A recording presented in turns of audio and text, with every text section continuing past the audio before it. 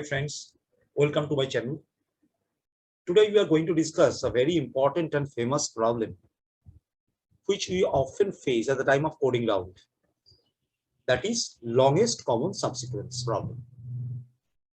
What it says, say there are two strings, like in our example, one is S1 and another is S2, having length of 6 for S1 and 5 for S2. That means they might be equal, might not be equal, having a set of characters.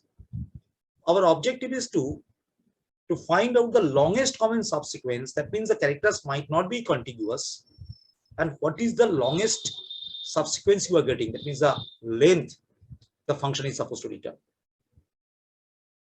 Say for example, I am trying to do this here. We can have several subsequences which are matching, but our objective is to find out the longest one. Say in our example here, say PP is matching. This is just two strings we have taken. Say R and R are also matching. Then there is no match, and U matching. So we got P, R, U. This is one way of getting a common subsequence which is of length 3. Now try to find out, is there any other subsequence we can have? So again, see, we are having P and P matching. See, this Q is matching with this Q. Then you proceed, you got R here in S1 and R here in S2. So another match. So P, Q, R you got, and finally you are getting U and U matched. So here you see you are getting 4 characters matched, may not be contiguous, and the length is 4. So out of these two, the longest common subsequence of characters which might not be contiguous is 4. So your answer is 4. Now, how to find it out? So if you start considering all the subsequences, matching subsequences, by following some naive solution, running loops, and starting from the beginning every time, then it will simply increase the time complexity. So you need to find out some clever solution. Now you see here, as these two P are matching in our example, so there is a match. So for every subsequence, this match will occur. So if that matching length can be used in all other following subsequences, then we can save the time of checking whether these two characters are matching or not.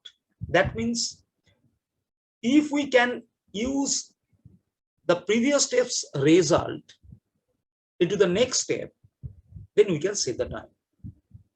And if you follow my previous videos where I discussed the dynamic problems, there I always say that if you can use some previous steps result to get the next steps solution, then it is a candidate of dynamic programming. Let's move to the solution procedure.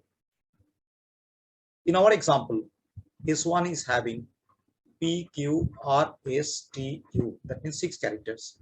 And S2 is having P, R, Q, R, U. That means 5 characters. We have made a matrix of size. Say if it is of length M, if it is of length N, then M plus 1 into N plus 1.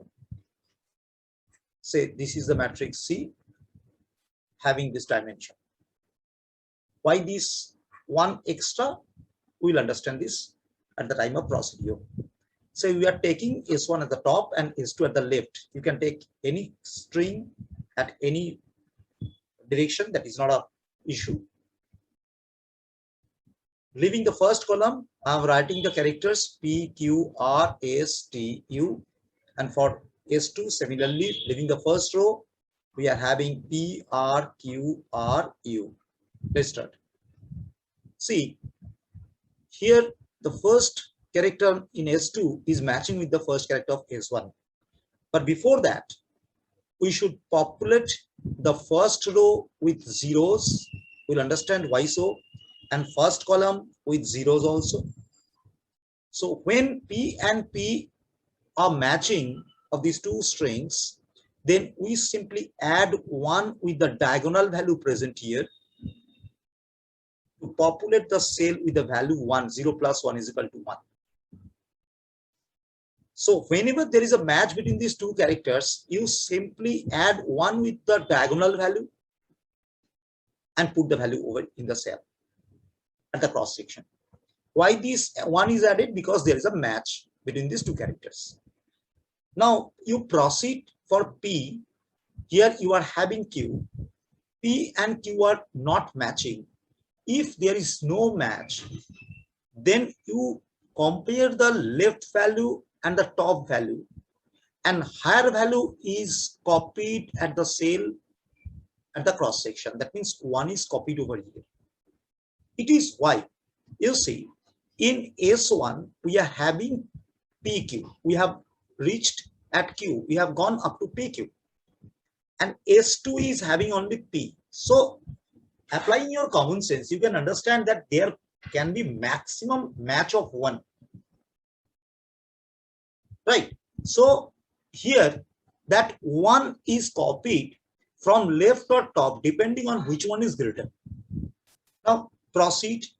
P and R definitely no match. So you are copying the higher value of this left and top, that is 1. And similarly for S also no match, 1 is copied. P and T no match, 1 is copied. P and U no match, 1 is copied. You can understand that if your S2 is having a single character and S1 might be having any number of characters, you can have maximum match of length 1. Now start doing for R. That means in S2 we are now having PR, and that PR will be compared with all the characters present in S1. So first R is matched with P, no match. So we will copy the higher value of the left and top value. That means out of 0 and 1, 1 is higher.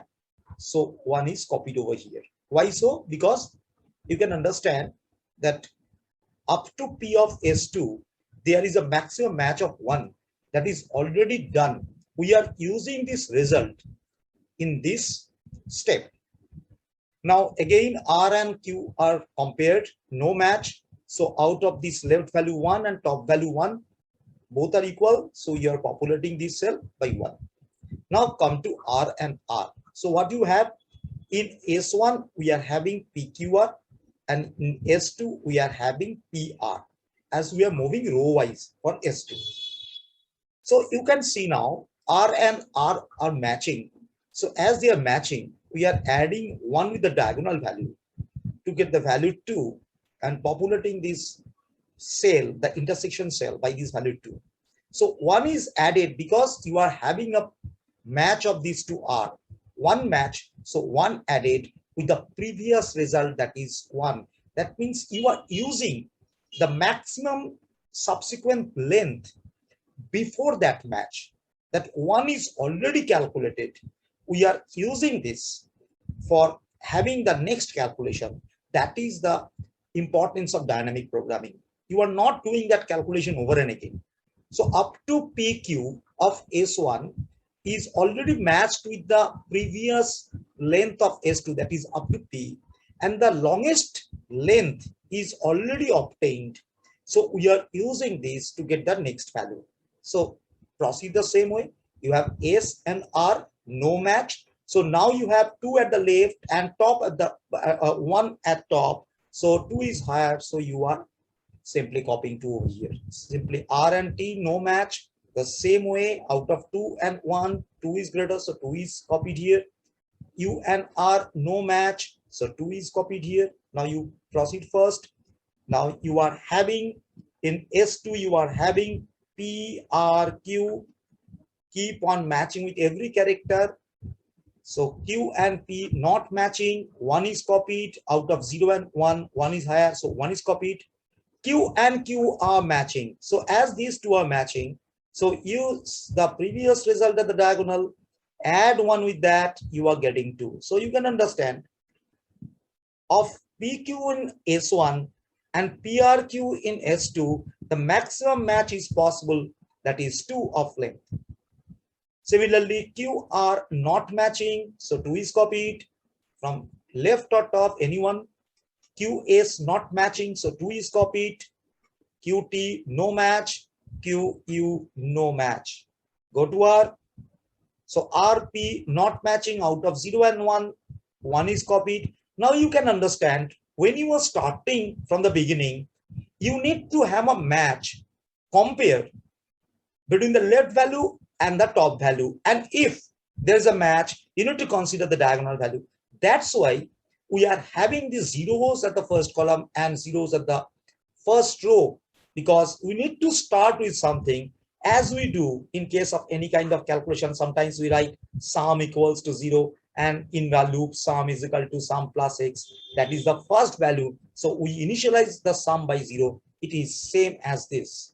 So now R and Q, coming back to the problem, R and Q no match.